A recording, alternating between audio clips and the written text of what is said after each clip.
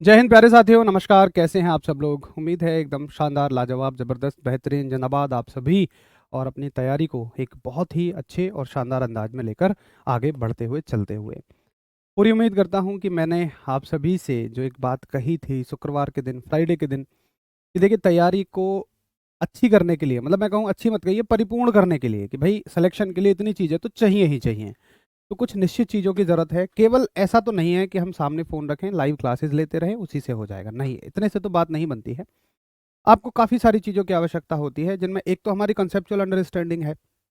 अब आप समझ गए होंगे कि रटने में और समझने में क्या फ़र्क होता है। आप क्लास को लेके अच्छे से जान जाते होंगे कि अगर समझ लेते हैं, तो किसी भी तरह का क्वेश्चन हम बना लेते हैं और असल में समझना ही पढ़ना होता है।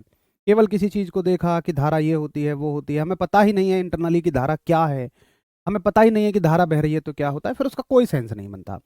तो कंसेप्चुअली अंडरस्टैंडिंग आप कर रहे हैं, डेली रिवीजन कर रहे हैं। तीसरी चीज जो है आपकी, वो है कि भाई सैटरडे और संडे को वो रिवीजन, जब से हमारा कोर्स शुरू हुआ है सारे सब्जेक्ट का रिवीजन। तो जरा एक बार मुझे कंफर्मेशन दीजिए। हर दिन मैं आपसे एक क्वेश्चन पूछता हूँ, आज मेरा क्वेश्चन यही है कि क्या आपने पुराने सारा वो क्लासेस का रिवीजन किया जब से हमारा सिलेबस शुरू हुआ था? जल्दी से बताइए। तो ये तीसरी चीज मैंने आपकी तैयारी में ऐड कराई थी। बताइए तीसरी चीज, और ये आपको करनी है। असल में क्या होता है कि जो चीज़ें टीचर करा दें तो आप कर लेते हो, क्योंकि वो आसान होती हैं। बट जब चीज़ें खुद से करनी होती हैं तो उनमें बड़ा दर्द होता है, उनमें बड़ी तकलीफ होती है। रिवीजन तो सबसे ज़्यादा तकलीफ वाली चीज़ है, क्योंकि जब किसी चीज़ को नहीं पढ़ते हैं, चीज़ छोड़िए, यूनिवर्सल नियम है, प्रकृति का नियम है कि जब हम एक बार किसी चीज़ को पढ़ते हैं ना, तो बड़ा रस आता है उसमें। और जब वो रस समाप्त हो जाता है तो दोबारा उस चीज़ को पढ़ने का मन ही नहीं करता है, वो मज़ा नहीं आता। ऐसा लगता है दिमाग कहता है ये पढ़ रखा है, बट असल में नहीं पढ़ा होता है, पूरा याद ही नहीं है, आधा अधूरा याद है, फिर वो अधजल गगरी छलकत जाए वाली सिचुएशन हो जाती है। तो लगभग मैं देख पा रहा हूँ लगभग 70 to 75% साथियों के यस में जवाब है, जबकि कुछ साथी ऐसे भी होंगे इसमें जो गलत यस कह रहे होंगे। बाकी 20-25% साथी नो कह रहे हैं। तो चलिए, अच्छी बात है कि आपने अपनी कमी को एक्सेप्ट किया, बट ज़रूरी है कि हम रिवीजन करें। तो भाई रिवीजन डेली बेसिस पे करिए और सैटरडे संडे में अपने 5 दिनों का रिवीजन करिए, भरपूर फ़ायदा उठाओ जब तक एग्ज़ाम से दूरी है। एग्ज़ाम एक बार नज़दीक आ गया, फिर तो मतलब ऐसे भगदड़ सी हो जाती है कि आपको मैराथन भी करनी है, आपको ये भी करना है, बैकलॉग भी करने हैं, रिवीजन भी करना है। जितनी बेहतर तैयारी अब हो जाएगी उतनी कभी नहीं हो सकती है। जब तक एग्जाम की डेट अनाउंस नहीं होती है, शानदार तैयारी आपकी होती रहेगी। चलो, बहुत अच्छा लगा, वेरी गुड, शानदार, आपने रिवीजन किया। अब हम आज तीसरे टॉपिक पर चलते हैं इस चैप्टर के। हमारा चैप्टर चला हुआ है इलेक्ट्रिसिटी, यानी कि विद्युत। और विद्युत में मैं आपको रिवाइज कराऊं तो हमने सबसे पहला टॉपिक पढ़ा इलेक्ट्रिक चार्ज, यानी कि विद्युत आवेश क्या होता है। हमने बहुत अच्छे से डिटेल में उसके बारे में जाना कि क्या होता है विद्युत आवेश, सारी चीज़ों को हमने सीखा और समझा। उसके बाद हम लोग आए थे विद्युत धारा पे, यानी कि करंट, इलेक्ट्रिक करंट पे, और हमने इलेक्ट्रिक करंट का रिलेशन इसके साथ देखा।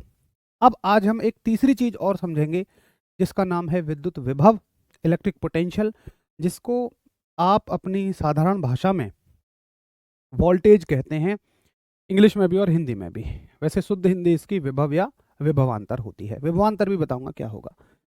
तो आइए जरा एक बार हेडिंग डालेंगे सभी कि विद्युत विभव क्या होता है, इलेक्ट्रिक पोटेंशियल क्या होती है। इलेक्ट्रिक पोटेंशियल यानी कि वैद्युत विभव। आइए, और वैद्युत विभव को हम लोग लेटर वी से दिखाते हैं, इलेक्ट्रिक पोटेंशियल को हम लोग लेटर वी से दिखाते हैं। वैद्युत विभव को ना समझने की चीज है, थोड़ा सा ध्यान से समझना। देखिए, हमने सीखा कि जो समान प्रकार के आवेश होते हैं, मतलब प्लस प्लस या माइनस माइनस, ये एक दूसरे को आकर्षित करते हैं और विपरीत एक दूसरे को प्रतिकर्षित करते हैं। चलो एक ऐसा ही उदाहरण लेते हैं। मान के चलिए यहाँ पर एक 10 कूलाम का आवेश है जो कि प्लस का है, प्लस के 10 कूलाम का। तो ये बाकी के सारे प्लस के आवेशों को, बाकी पॉजिटिव चार्जों को क्या करेगा भाई? रिपेल करेगा, प्रतिकर्षित कराएगा, अपने से दूर भगाएगा, यही तो करेगा। लेकिन मुझे आप ये बताइए कि क्या ये कहीं पर रखे हुए आवेश को प्रतिकर्षित कर देगा? मान लो ये रखा हुआ है महाराष्ट्र में, तो ये कन्याकुमारी के आवेश को प्रतिकर्षित कर देगा? आप कहोगे नहीं भैया। अरे भाई, इसकी भी तो एक लिमिट होगी, इसकी भी तो कुछ सीमाएं होंगी, इसकी भी तो कुछ क्षमता होगी। तो हर एक आवेश की, अब जितना उसका मान है, उसकी कुछ सीमाएं होती हैं, कुछ क्षमताएं होती हैं। जैसे बचपन में जब हम दूसरे मोहल्ले में जाके लड़ाई कर लेते थे, तो वहाँ तो पिट जाते थे, लेकिन जब वही जो हमें पीटने वाला हमारे घर के सामने से गुजरता था हम लपेट देते थे, क्योंकि हमारी दादागिरी का ना एक निश्चित क्षेत्र होता है। सही कह रहा हूँ मैं? तो इस आवेश का एक निश्चित क्षेत्र है जहां तक इसका प्रभाव चलता है। मान लो ये कहता है जी मेरा प्रभाव यहां तक चल जाता है कि इतने एरिया में कोई भी आया प्लस का आवेश, तो मैं उसे दूर भगा दूंगा, और अगर वो माइनस का हुआ तो मैं उसे खींच लूंगा। मतलब ये क्या कहेगा कि देखो अगर यहाँ पे कोई +2 कूलाम का आवेश है और एक -2 कूलाम का आवेश है, तो अगर ये आवेश यहाँ घूम रहा है तो ये इससे कहेगा देख भाई ऐसा है कि इस क्षेत्र से बाहर खूब घूम, मैं कुछ नहीं कह रहा, लेकिन अगर तू इसमें आया जरा सा भी तो मैं तुझे भगा दूंगा। और -2 से क्या कह रहा है कि देख भाई यहाँ से बाहर घूम खूब मजे ले, लेकिन अगर तू इसमें आया तो मैं तुझे खींच लूंगा। यही तो कहानी है इसकी, ठीक है। अच्छा, अब हम इससे समझेंगे। समझ किसी से भी सकते हो, लेकिन इससे समझना थोड़ा आसान है। तो देखो किसी भी आवेश के आसपास का वह एरिया, वह क्षेत्र जिसमें घुसने पर एक दूसरा आवेश किसी बल को महसूस करता है। अब भाई ये तो निर्भर करेगा, मतलब कि वो आकर्षण का बल है या प्रतिकर्षण का बल है, ये तो निर्भर करेगा उनके आवेश कैसे हैं, पर बल जरूर लगेगा, तो हम केवल बल कह देते हैं। ये वाला क्षेत्र कहलाता है वैद्युत क्षेत्र, यानी कि इलेक्ट्रिक फील्ड। तो पहले आप वैद्युत क्षेत्र की परिभाषा लिखिए, इलेक्ट्रिक फील्ड की परिभाषा लिखिए। लिखिए वैद्युत क्षेत्र यानी कि इलेक्ट्रिक फील्ड। देखिए क्या होता है इलेक्ट्रिक फील्ड। वैद्युत क्षेत्र होता है आपका कि किसी आवेश के आसपास का वह क्षेत्र, किसी आवेश के चारों ओर का वह क्षेत्र लिख देना, अपनी भाषा में लिख लो, किसी आवेश के चारों ओर का, चारों ओर का वह क्षेत्र जिसमें एक अन्य आवेश, जिसमें एक अन्य आवेश एक बल का अनुभव करता है, एक बल का अनुभव करता है, यानी कि एरिया। अच्छा एक बात बताओ, लिखने से कट कट की आवाज़ तो नहीं आ रही है? कहीं आप डिस्टर्ब हो रहे हो? अगर आ रही हो तो फिर मैं वो पेन मांगू जिसपे थोड़ा पैड लगा होता है। ये कट कट कट तो नहीं आ रही है? तो area around a charge, area around a charge in which an another charge, an another charge experiences a force, कि भाई एक दूसरा आवेश इसमें घुसने पर एक बल को महसूस करता है। चलो थैंक यू, फिर तो बहुत बढ़िया है। तो इसको हम बोलते हैं इलेक्ट्रिक फील्ड यानी कि वैद्युत क्षेत्र, ठीक है। अच्छा अब बात आती है, एक साथी ने मुझसे कहा कि भैया ये जो वैद्युत क्षेत्र है, इलेक्ट्रिक फील्ड है, इसमें घुसने पर कोई भी चार्ज जो है वो एक फोर्स को फील करेगा। मैंने कहा हाँ। फिर कह रहा है वो जी वैद्युत विभव से इसका क्या मतलब है, आपने तो हेडिंग वैद्युत विभव डलवाई है। मैंने कहा आओ समझते हैं। अच्छा ये एक बार थम्स अप कर देना, जी हाँ मुझे समझ में आ गया, थैंक यू थैंक यू। फिर तो ठीक है, बहुत बढ़िया।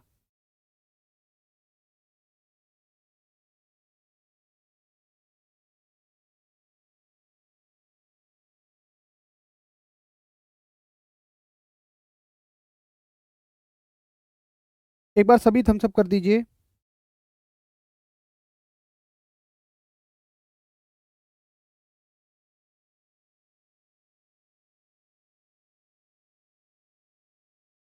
ठीक, चलो ये यहाँ तक मुझे बात समझ में आ गई। अब फिर इसी चीज़ को बनाते हैं और थोड़ा सा समझेंगे कि हमने देखा, मान लो फॉर एग्जाम्पल है, ये मत कहना जी 10 कहाँ से आया, मैं तो एक वैल्यू ले रहा हूँ, आप कुछ भी ले लो।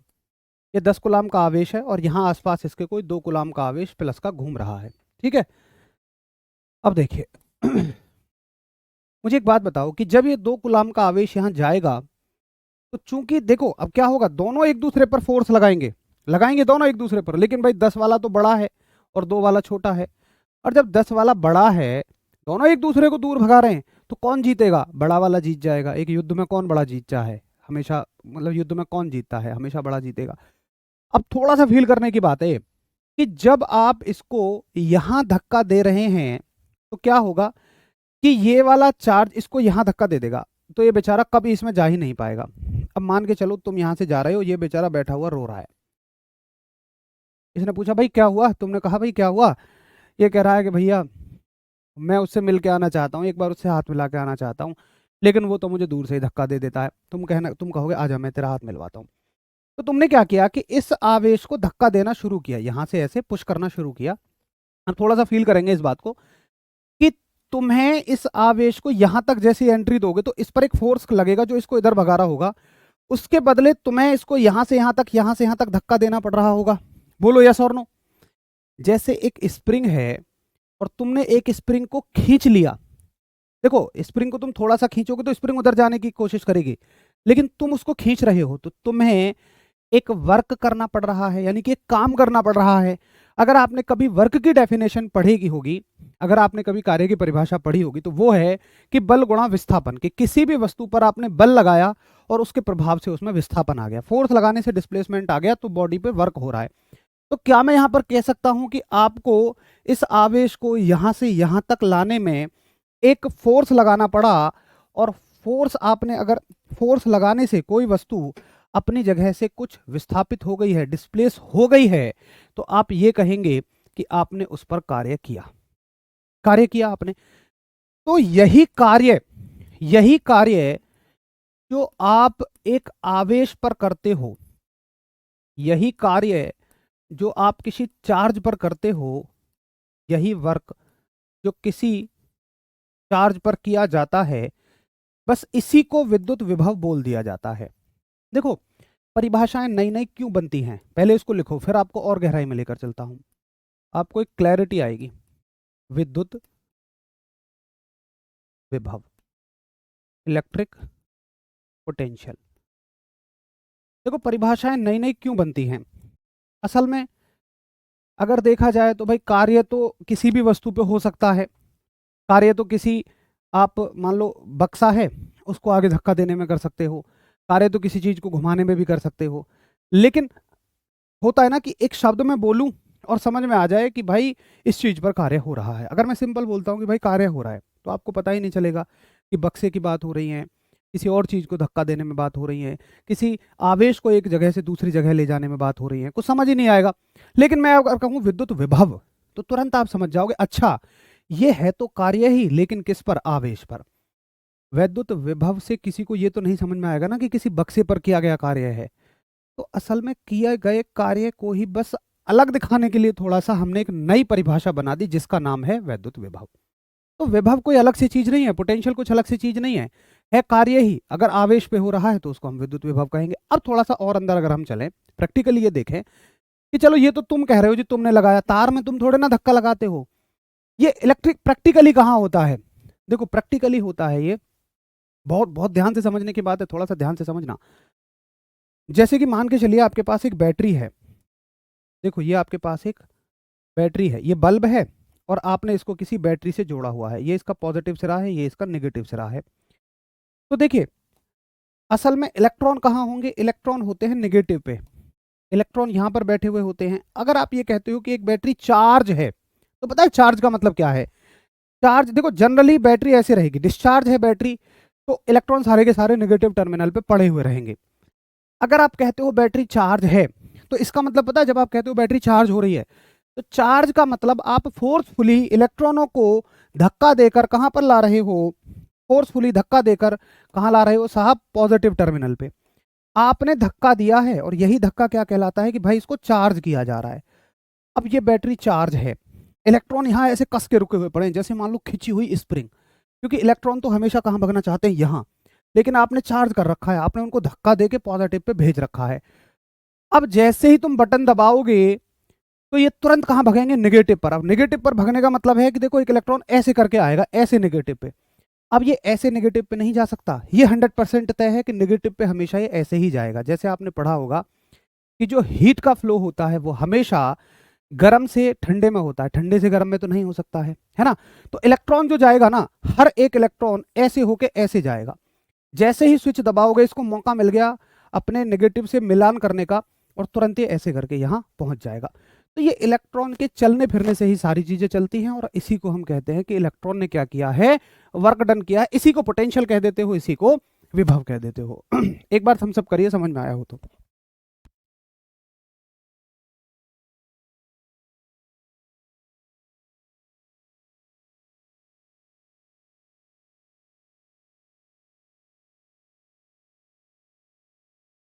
ठीक है, तो ये है सारा का सारा, जितने भी इलेक्ट्रिकल इक्विपमेंट। अभी इतना गहराई में ना भी समझ में आया हो तो कोई दिक्कत नहीं है कि क्या प्लस क्या माइनस, बस अभी इतना समझ लो कि हाँ, इलेक्ट्रॉनों का चलना फिरना तो होता ही है, और फोर्सफुली चलाना फिराना होता है हमें।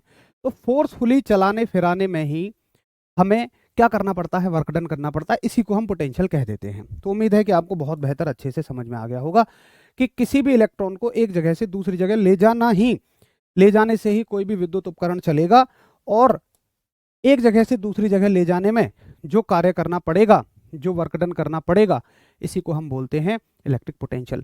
अभी किसी को ये प्लस माइनस ना समझ में आया हो तो इसको रहने दीजिए, इसको आगे चल के समझ लेंगे जब बैटरी पढ़ रहे होंगे हम। अभी सिर्फ इतना याद कर लो कि भाई इलेक्ट्रॉन बहते तो हैं, इलेक्ट्रॉन चलते तो हैं। अब इलेक्ट्रॉन अपने आप तो चल नहीं सकते हैं, कोई ना कोई तो होता ही है जो इलेक्ट्रॉनों को चलाता है। तो इलेक्ट्रॉनों को चलाने के लिए जो जरूरी है वही आपका पोटेंशियल है, वही आपका विभव है।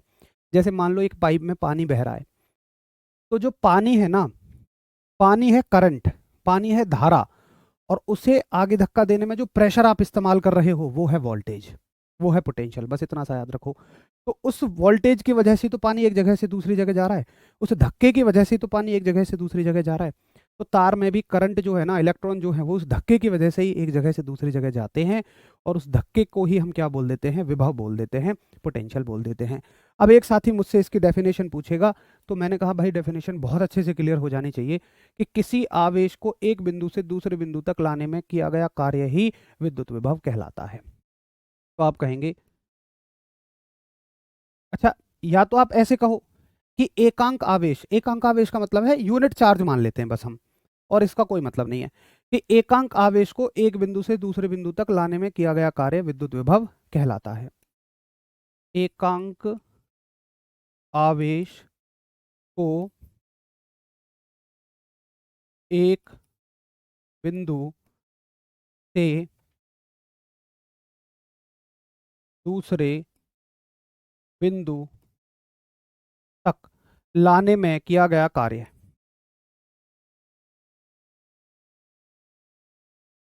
दूसरे बिंदु तक लाने में किया गया कार्य विभव, अब सुनो, विभव कहलाता है। ठीक है, अब देखिए, बहुत सारे साथियों ने एक परिभाषा पढ़ी होगी कि किसी आवेश को अनंत से किसी बिंदु तक लाने में किया गया कार्य। असल में है तो दो ही बिंदु, वो अनंत कह रहा है और हम कह रहे हैं एक बिंदु से दूसरे बिंदु तक लाने में। पहली चीज तो ये है।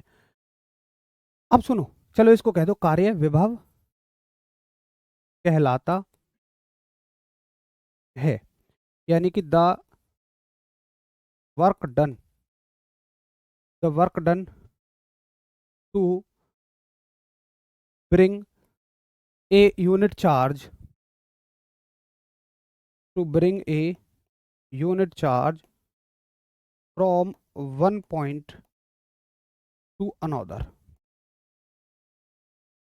Is called as electric potential. ठीक है, आसान सी बात है।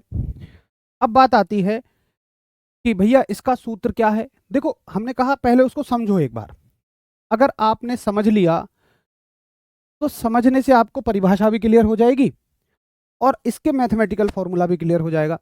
भाई विभव को हम V से दिखाते हैं, और कार्य को किससे दिखाते हैं, W से, और आवेश को किससे दिखाते हैं, Q से। तो हो गया सूत्र क्लियर।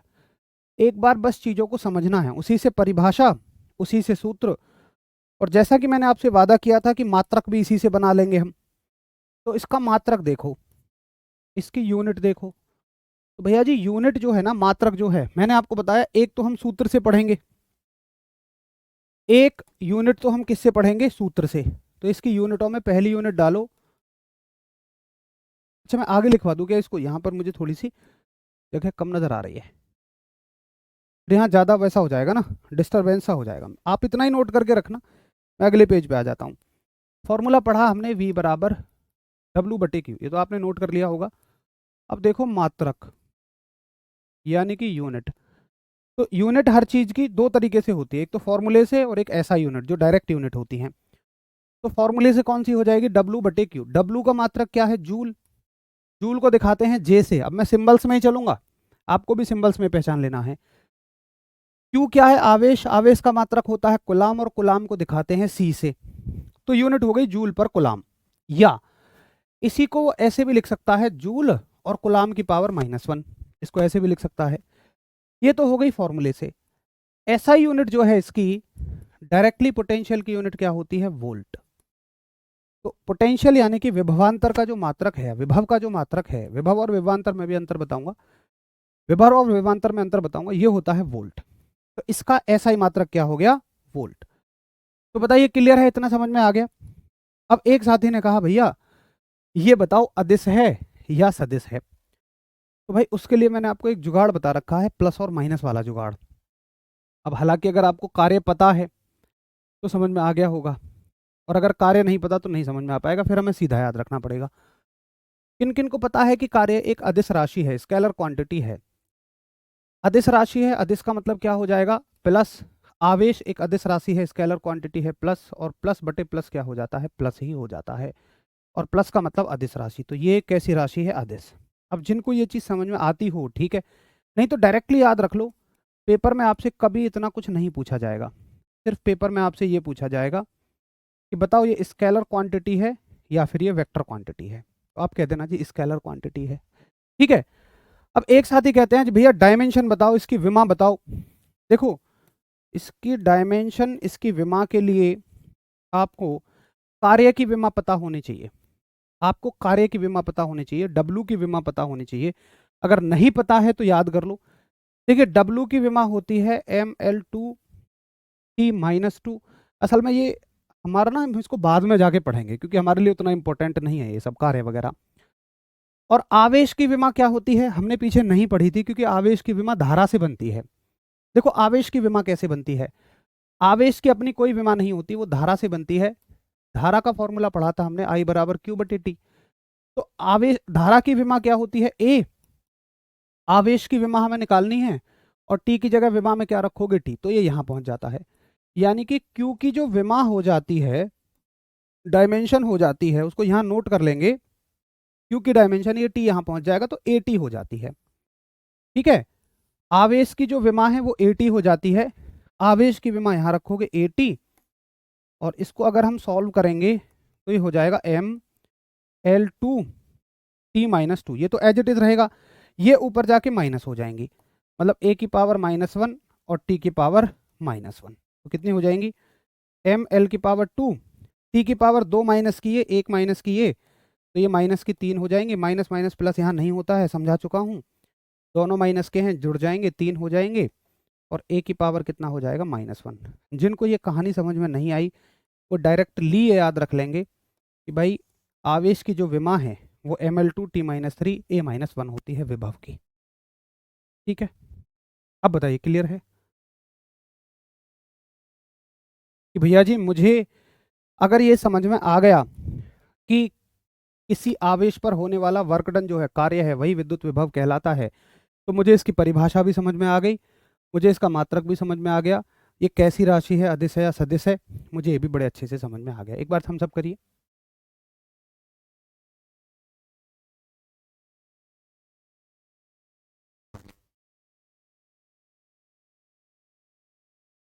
बताइए कोई दिक्कत किसी को।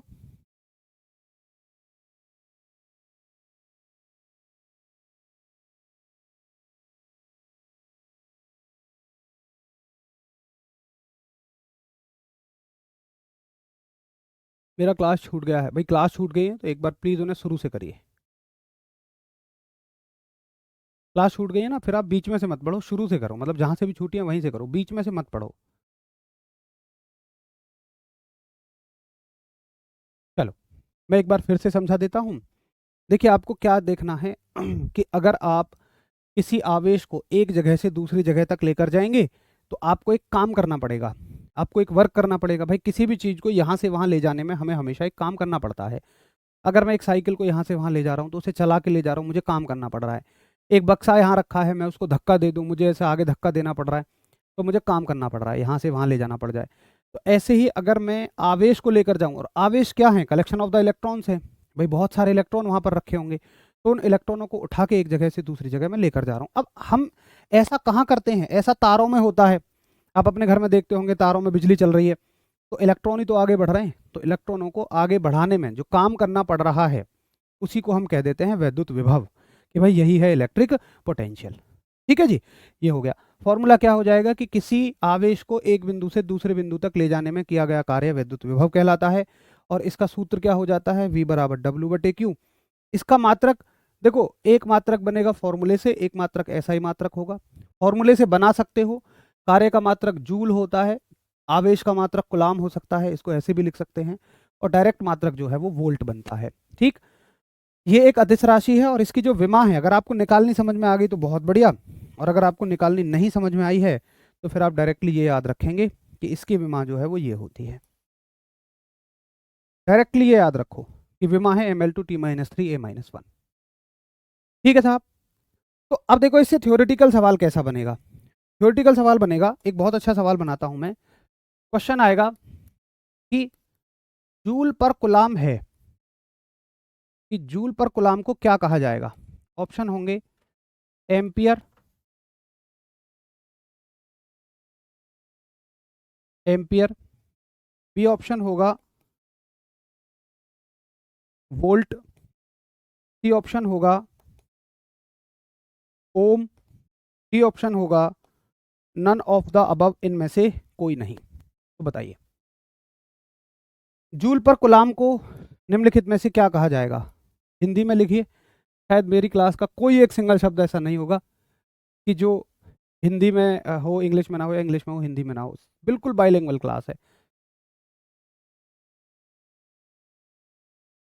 पेपर में कौन सा यूनिट पूछा जाएगा? देखो ऐसे सवाल आएगा पेपर में।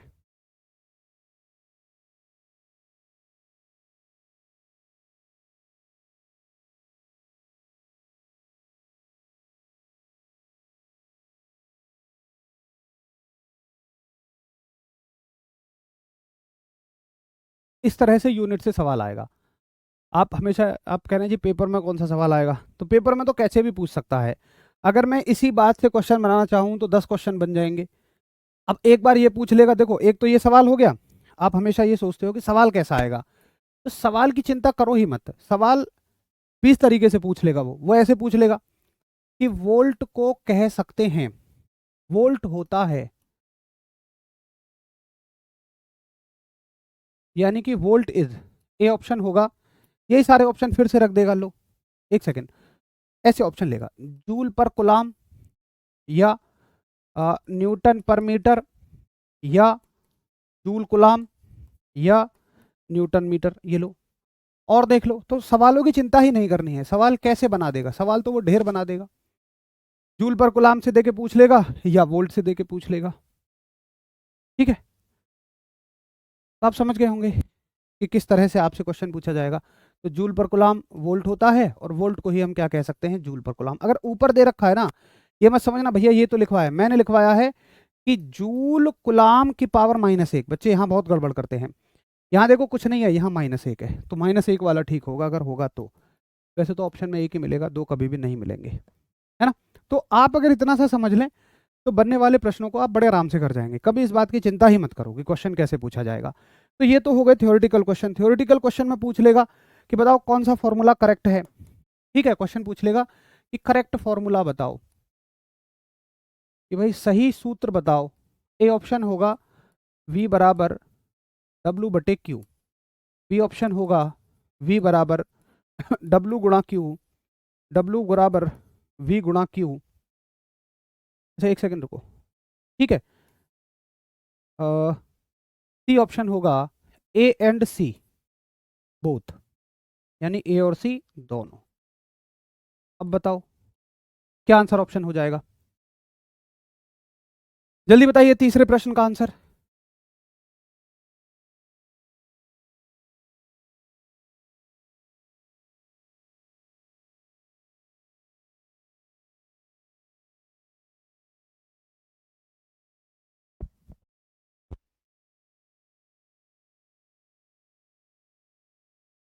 अब अगर हम मात्रकों की बात करें तो हम केवल वोल्टेज के नाम पे वोल्ट मात्रक पढ़ते हैं, हम कभी जूल पर कूलाम पढ़ते ही नहीं है।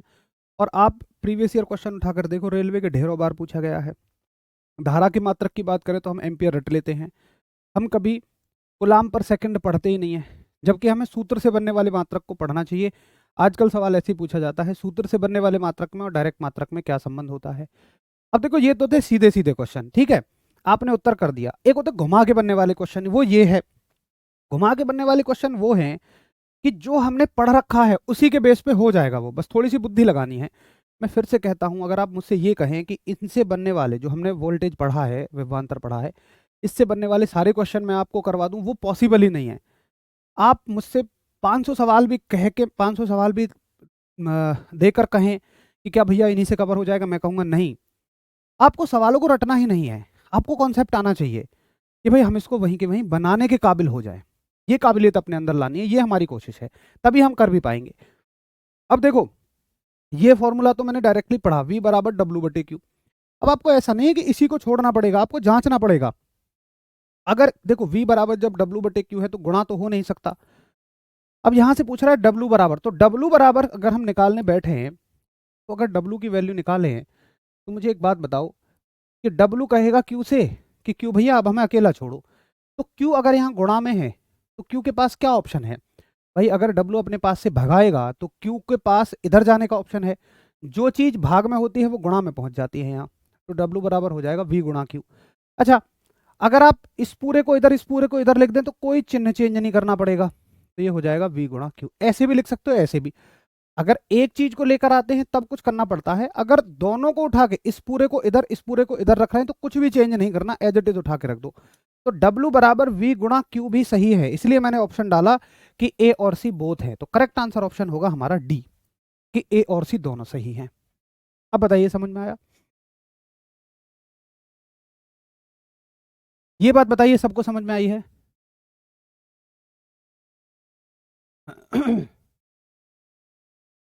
अब देखो, एक साथी कह रहा है कि भैया V बराबर W/Q और V बराबर J/C, क्या ये दोनों फॉर्मूले एक ही हैं? देखो यार, आपको याद हो मैंने पहली दोनों क्लासों पे भर भर के इसीलिए फोकस किया क्योंकि आपके डाउट बड़े बड़े नहीं है, बड़ी बड़ी चीज आपको आराम से समझ में आ जाती है, आपका मानसिक बौद्धिक स्तर अच्छा है। दिक्कत छोटी छोटी चीजों में है। जो साथी ये सवाल पूछ रहा है ना, उसको यही नहीं पता कि भैया ये तो राशि है और ये मात्रक हैं, उसको असल में ये पता ही नहीं है। अरे भाई, सूत्र तो ये है, सूत्र हमेशा राशियों का बनता है, मात्रकों का क्या सूत्र बनेगा? सूत्र हमेशा क्वांटिटीज का बनता है, इन क्वांटिटीज के ये मात्रक हैं, ये तो भाई साहब मात्रक हैं, ये फॉर्मूला है ही नहीं, ये तो ये मात्रक है, मात्रक। तो तुम्हें राशि और मात्रकों में ही फर्क समझ में नहीं आता है, इसलिए तुम्हें छोटी छोटी गलतियां आप करते हो। ठीक है साहब, सभी को समझ आया? अब ये तो हो गए थ्योरेटिकल क्वेश्चन। अब देखो न्यूमेरिकल सवाल कैसे बनते हैं। ये आया हुआ है आरआरबी ग्रुप डी 5 अक्टूबर 2018 की परीक्षा का सवाल। और जरा देखो ध्यान से कि न्यूमेरिकल को सॉल्व कैसे करना है। तो सबसे पहले आपको ये देखना है कि आपको दिया क्या है, 10 वोल्ट का विभवांतर, ठीक है, V की वैल्यू दे दी 10 वोल्ट वाले दो बिंदुओं पर 5 कूलाम के चार्ज। हालांकि इसको हिंदी में देना था उसे, लेकिन उसने चार्ज कह दिया, कोई बात नहीं, हम तो यूनिट से पहचान लेंगे। भाई इतना तो समझ में आ रहा है कि देखो विद्युत चैप्टर की बात हो रही है, इलेक्ट्रिसिटी चैप्टर की बात हो रही है, और इलेक्ट्रिसिटी चैप्टर में C फॉर कूलाम होता है। कूलाम का मतलब क्या है? आवेश, चार्ज। स्थानांतरित करने में कितना कार्य करना पड़ता है। बच्चे बड़े परेशान रहते हैं, भैया ये नहीं पता कौन सा फॉर्मूला लगेगा, और मैं तो कह रहा हूँ ये इतनी आसान बात है। मुझे बताओ, पूरी फिजिक्स में कोई एक सूत्र बताओ जो VW/Q में संबंध देता है। तुम कहोगे भैया V बराबर W/Q। मैं कहता हूँ इसके अलावा कोई दूसरा फॉर्मूला ढूंढ के दिखा दो। भाई कंफ्यूजन तो तब हो ना कि जब मेरे सामने कई सारी चीजें पड़ी हों और मुझे ये पता करना हो चुनाव किसका करूं। जब चीज ही एक है और मैं कहता हूँ यही चीज है, इसी का इस्तेमाल करना, फिर किस बात का कंफ्यूजन? तो इसके अलावा कोई सूत्र ही नहीं है, V बराबर W/Q। अब बच्चे और दूसरी गलती क्या करते हैं, वो रटते हैं कि अगर ये दोनों दिए हों तो इसका सूत्र ये है, ये दोनों दिए हों तो इसका सूत्र ये है। नहीं, ये महापाप तुम्हें नहीं करना है। तुम्हें क्या देखना है कि भैया मुझे VW/Q दिए हैं, मेरे पास ये फॉर्मूला है, अब मैं इसको सॉल्व कर लूंगा, मैं अलग अलग सूत्र रटूंगा ही नहीं। भाई V का मान दे रखा है 10, W का मान निकालना है, और Q का मान दे रखा है 5। इसकी इसमें गुणा कर देंगे तो ये हो जाएगा 10 गुणा 5। तो W का मान हो जाएगा 10 पंजे 50। आप दोनों को पूरी तरह दोनों को शिफ्ट करते तो लिख सकते हो ऐसे, कोई दिक्कत नहीं है ना। तो W बराबर 50 और कार्य का मात्रक होता है जूल, तो W बराबर हो गया आपका 50 जूल। अब असल में तो देखो वो आपसे कैलकुलेशन कराना ही नहीं चाह रहा था, वो तो बस ये देखना चाह रहा था कि आपको कार्य का मात्रक पता है कि नहीं है। कार्य का मात्रक जूल होता है, ये आपको पता है नहीं है। हालांकि अभी आपको नहीं पता होगा, शायद आपने कार्य नहीं पढ़ा। जब हम आगे चैप्टर कार्य वाला पढ़ लेंगे तो अच्छे से सीखेंगे कार्य का मात्रक जूल होता है। चलो भाई जी, मुझे ये बात समझ आ गई। अगर हाँ तो फिर एक और सवाल करके दिखाओ, अपने आप से करके दिखाइए इस क्वेश्चन को।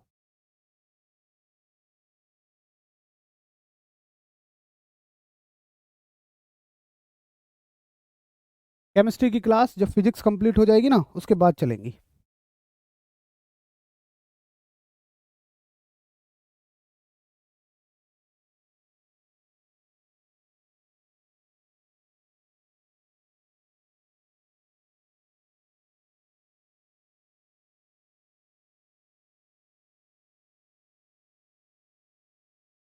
अगला सवाल देखिए। अब देखो, पेपर में करने का तरीका बता रहा हूं मैं आपको। पेपर में इतना समय तो मेरे पास होता नहीं है कि मैं हर चीज को लिख लिख के करूं, इसका कोई लॉजिक भी नहीं है। मैं आपको पेपर में सीधा तरीका बता रहा हूँ। 10 वोल्ट के विभवांतर, ये वोल्टेज दे दिया, चार्ज मतलब आवेश दे दिया, आपसे क्या पूछा रहा है, काम। तो ये क्लिक कर जाना चाहिए कि वी डब्ल्यू क्यू में क्या रिलेशन होता है, वी बराबर डब्ल्यू बटे क्यू। ठीक, वी की वैल्यू है 10, डब्ल्यू की वैल्यू कितनी है निकालनी है, और क्यू की वैल्यू कितनी है 4।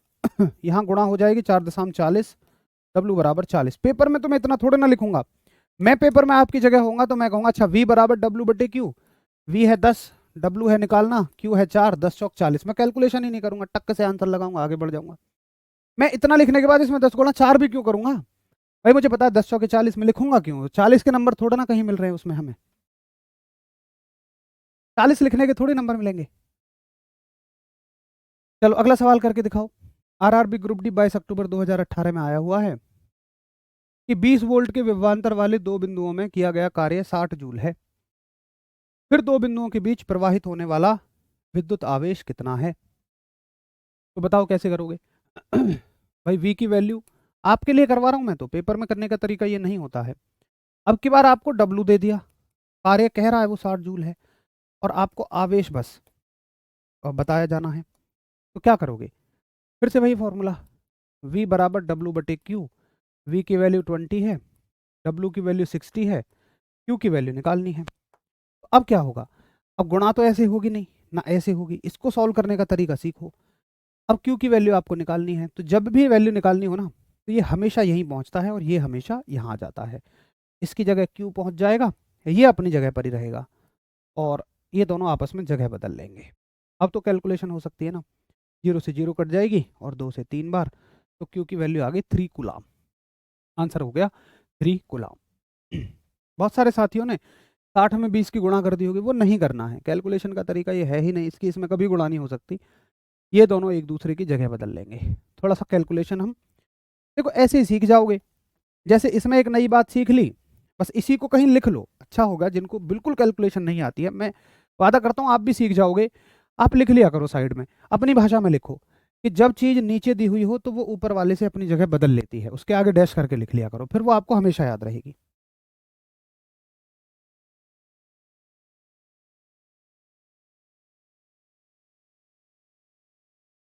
ठीक है, तो ये भी हमें क्लियर हो गया। अब आप अब आप मुझे बताओ कि ये न्यूमेरिकल कैसा है, आसान है या मीडियम है। मेरे हिसाब से अगर समझ में आ जाए तो बहुत आसान है कि नहीं। हाँ, क्या सारे न्यूमेरिकल ऐसे ही आते हैं, देखो सारे तो नहीं आते, लेकिन 5 में से 3 से 4 न्यूमेरिकल ऐसे ही आएंगे आपके। अगर 6 न्यूमेरिकल आते हैं ना, तो मैं मानता हूँ 4 न्यूमेरिकल ऐसे ही रहेंगे जो सीधे सूत्र पे होंगे। अगर आपको सूत्र पता है ना तो फिर आप काम बना ले जाओगे, अगर आपको फॉर्मूला नहीं पता तो फिर नहीं बना पाओगे। ये तो डायरेक्टली गुणा भाग ही तो है। 3 चीज देखनी है बस हमें, फॉर्मूला कौन सा लगेगा, उसके बाद उसको सेट करना है वैल्यूज को, और गुणा भाग कर देना है, 3 ही तो काम करने हैं। ठीक है भैया। अच्छा अगला सवाल करके दिखाओ। हालांकि ग्रुप डी में मैं आपको 4 सवाल करवाऊंगा, ये लास्ट सवाल है। ऐसा नहीं है कि यही 4 सवाल आए, सवाल तो बहुत सारे आए इसी तरह के। मैं कहता हूँ सारे सवाल खुद बन जाएंगे। बाकी के क्वेश्चन मैं आपको जो बुक है ना उसमें डालूंगा। प्रैक्टिस के लिए, ताकि आप प्रैक्टिस कर सकें। पता है अभी आपको ये चीज़ आसान लग रही होंगी क्योंकि आपने सीख ली। सोचो जब आपको ये भी नहीं आता था तो कितना मुश्किल लगता था। पहली चीज़ तो इसलिए आसान लग रहा है। मैं आपको कॉन्फिडेंस दे रहा हूँ, ओवर कॉन्फिडेंस में मत आ जाना बस। कभी कभी हम सोच लेते हैं अरे बहुत ही आसान है। असल में यहाँ आसान इसलिए लग रहा है क्योंकि एक मैंने करा दिया, एक आपने कर लिया, फिर दूसरा भी वैसा ही कर लिया। पेपर में जब बैठते हो ना तो सारी चीज़ें एक साथ होती हैं। केवल ये थोड़ी है V = W/Q का ही पेपर देने जाओगे। पेपर में तो पूरी फिजिक्स, पूरी केमिस्ट्री, पूरी बायोलॉजी, मैथ्स है, रीजनिंग है, सारी जीएस है, सब कुछ एक जैसा है। तो वहाँ पे ये सोचना कि भाई कौन सा फॉर्मूला लगेगा, बस यही बड़ी बात होती है। और ये कैसे आसान होगा आपके लिए, ये कब पॉसिबल होगा, जब आप मल्टीपल रिवीजन करोगे, मैक्सिमम रिवीजन करोगे, जितना ज़्यादा हो सके उतना रिवीजन करोगे, तभी आपको याद रह पाएंगे। नहीं तो 4 दिन बाद भूल जाओगे इसको। तो दो बिंदुओं के बीच 4 कूलाम का आवेश ले जाने में किया गया कार्य कितना होगा, जबकि विभवांतर ये है। तो फिर से वही V = W/Q, और V की वैल्यू है 18 वोल्ट, W की वैल्यू पूछी है और इसकी वैल्यू है 4। इसकी मल्टीप्लाई यहाँ हो जाएगी, तो W = 72 जूल। तो आंसर आ जाएगा 72 joule. Correct answer option is C. ठीक है, तो ये हो गए आपके सामने। आज एक टॉपिक हमने कर लिया, विद्युत विभव। अब समझो कि विभवांतर क्या होता है। ठीक है, ये विद्युत विभव क्लियर हो गया। बहुत सारे साथियों का डाउट रहता है हमेशा कि भैया विभव और विभवांतर में क्या फर्क होता है। विभव समझ गए तो विभवांतर समझ जाओगे। अच्छा, वैद्युत और विद्युत एक ही बात है, आप कुछ भी लिख लो। विभवांतर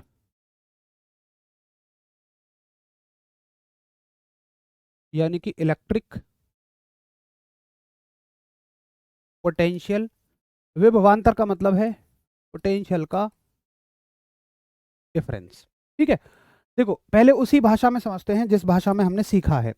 कि विभवांतर का मतलब, जिस भाषा में हमने विभव सीखा है ना, तो वैसे ही सीखते हैं। देखो एक बार मैं क्या कह रहा था आपसे, मैंने कहा था कि भाई मान के चलो यहाँ पर +10 कूलाम का आवेश है, +10 कूलाम का आवेश है, और एक 2 कूलाम के आवेश को यहाँ से यहाँ तक हमें लाना है। ठीक, अब मान के चलिए कि यहाँ से यहाँ तक लाने में जो कार्य लगेगा, मान के चलिए कार्य लगता होगा 20 जूल, मान लो। ठीक, 20 जूल है।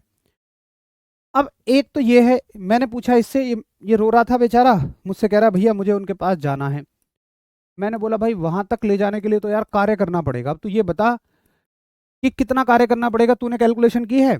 इसने कहा भैया यहाँ से यहाँ तक जाने में लगभग 20 जूल काम लगेगा। मैं एग्जाम्पल ले रहा हूँ, ठीक है, ये नहीं है कि 10 × 2 = 20 कह रहा हूँ मैं। वैसे ही मान लो कुछ भी, हमें वो जानना ही नहीं है कितना होता है, तो बस बात को समझने के लिए है वैल्यू।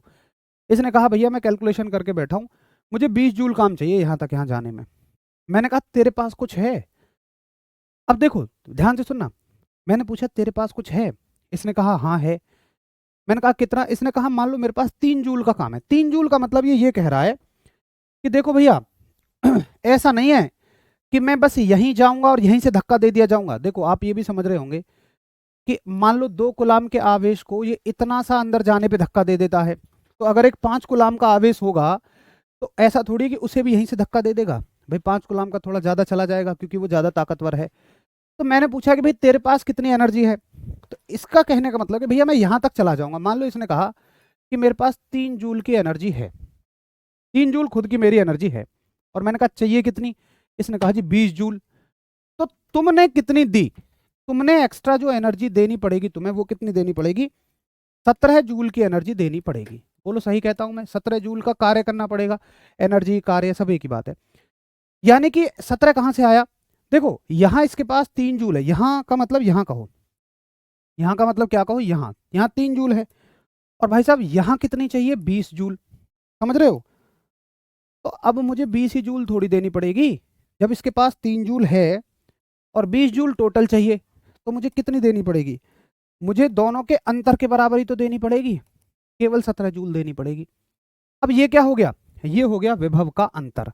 ये क्या है, 17 क्या है, दो विभवों के बीच का अंतर है, और इसको ही हम कह देते हैं विभवांतर। बस, ठीक है। तो आप कहोगे वैद्युत विभवांतर क्या होता है, दो विभव के बीच का अंतर, दो पोटेंशियल के बीच का डिफरेंस। तो आप कहोगे कि बिंदुओं दो बिंदुओं के